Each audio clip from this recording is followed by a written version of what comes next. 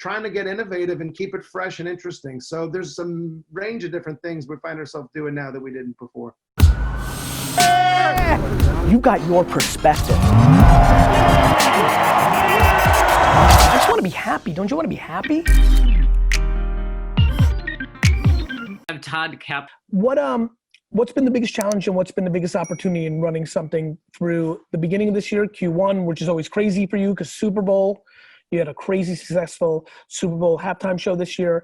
And then as you're just probably gearing up for summer, which I'm sure for soda, let's call it what it is big time territory. And then boom, this happens. So break that down for me. Yeah, I think it's crazy. When you think of it 2020, you know, from a Pepsi point of view, we actually started the year really strong. We had just launched our a new advertising campaign, That's What I Like, which was our first new tagline in 20 years. We had a huge Super Bowl, as you said, big focus on Pepsi Zero Sugar with our spot. The halftime show with J-Lo and Shakira was the most talked about. You know, we look at this thing called Share a Voice. We had, I think, 43% of all the brand conversations on social were about Pepsi during the Super Bowl. So, I mean, we were killing it to start the year, and then all of a sudden COVID happens, and you're just like, oh my God. And I think, you know, when you look at just kind of the seismic shift that it takes in culture and just the world, you know, the rules, the business of the rules change in business and how it all works. And so the first and foremost thing we did is we wanted to focus on our people. I think like a lot of organizations, we have these frontline employees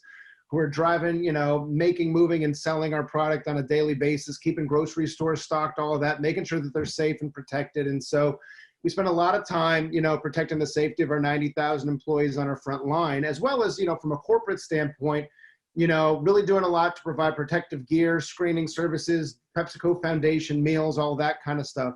But the real opportunity, as you talk about it, is as a brand standpoint, you know, we have an onus as a brand that's connected to culture and music and providing, you know, enjoyment and entertainment for folks on how we can kind of connect with people in an authentic way, which is really how we started during that transition period after everyone got through the shell shock of, oh my gosh, this COVID thing is happening. Like, what the heck is happening? Really trying to figure out how we could create a shared moment of unity, given people are feeling isolated, how we could raise awareness and do some good for COVID-19, you know, relief, but also create this moment of fun and enjoyment, which is really what brought us to this idea of partnering with Global Citizen, who they're a great organization, you know, and we created this thing with them called One World Together at Home, which was this really great, you know, thing with them, Lady Gaga, the World Health Organization. We brought together artists from, you know, all over the world to really have the first of its kind on all three networks, big kind of concert relief fund, you know, thing. And, you know, we had to agilely, you know, redirect. I redirected my entire brand team to work on this. Other marketing resources worked with you guys and oh, we know. I was getting texts at 1:30 in the morning. I'm like, oh, I mean, we gotta move. It was batshit crazy, but we, you know, we designed the logo for the thing. We helped with artist outreach, built a ton of marketing materials, shifted our media schedule against it, all in a matter of weeks to just create, you know. Todd, on that note, I'm sorry to interrupt, but I want to get a lot in here before we bounce out. Another thing that we haven't touched on today, working from home. Have you been surprised, disappointed?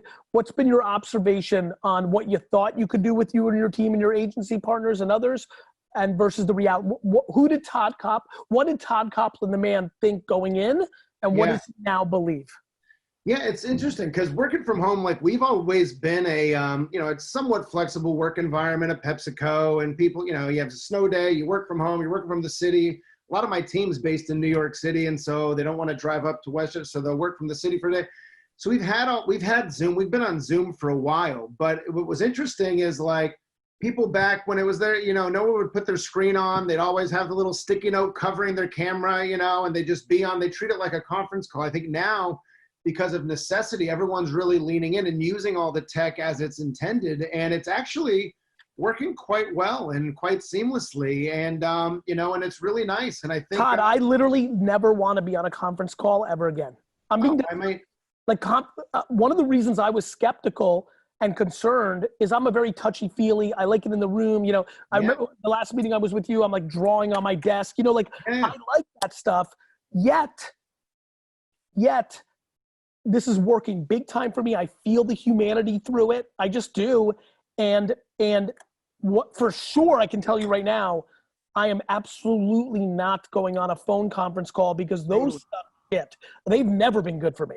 Well, and I'll tell you, even aside from the efficiency aspect of Zoom and all this stuff, I will tell you from a cultural standpoint, our team has never felt closer, more tight knit. Background of their house, Yeah, dog. I mean, the authenticity. It's and what's so fascinating is we have such a range of people. We have people on our team who are straight out of college in a studio in Manhattan by themselves, and you have somebody living in the suburbs with a dog crawling on them, a spouse on a conference call, and kids asking for questions on their homework, and they're all on this together, and it really just makes people human and real and brings this authentic connectivity that we're all, I'm going to say we're all in this together. But no, it is one of those things where we really are, you feel that connection, which as a team you really need, and you can empathize with people to actually get more agile and quicker and faster around a lot of things you're doing. Hey, everybody on YouTube. First of all, thank you so much. So humbled for your time. I don't wear a watch, but time is the biggest asset. So thank you for watching that video. If you got some value out of that, there's plenty more where that came from.